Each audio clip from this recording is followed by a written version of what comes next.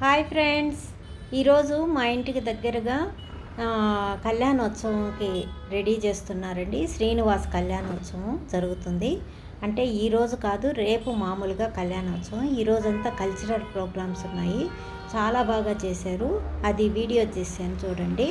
Main ఇదంతా మాకు అది మెయిన్ ఎంట్రన్స్, అంటే రోడ్డు. ఆ రోడ్లో ఫుల్ ట్రాఫిక్ అయితే చాలా ఉంది.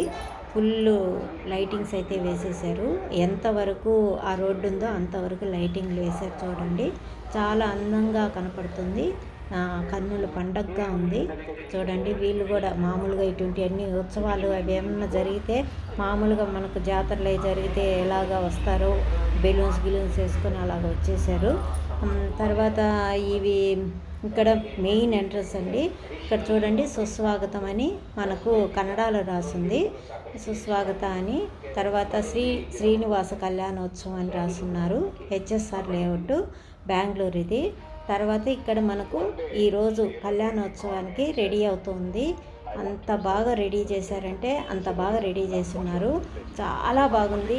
నైట్ కదా, మళ్ళీ బాగా లైటింగ్స్ అయితే చాలా బాగా కనపడుతుంది.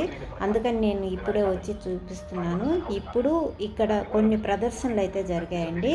మెయిన్గా దుర్గాదేవిది ఒకటి, నవదుర్గలు అని చెప్పి ఒక డ్యాన్స్ అయితే చేశారు.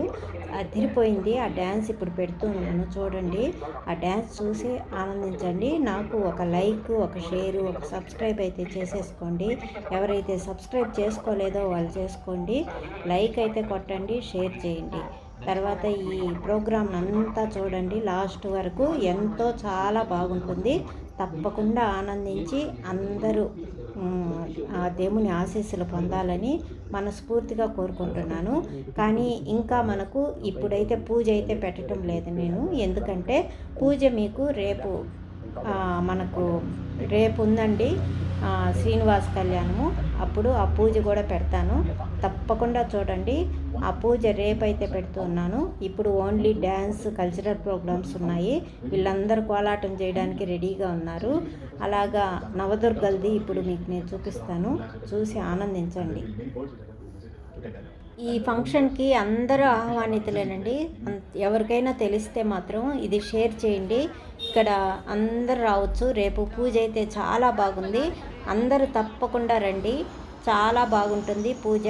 శ్రీనివాస కళ్యాణం రేపు 6 గంటలకి స్టార్ట్ అవుతుందండి, సాయంకాలము.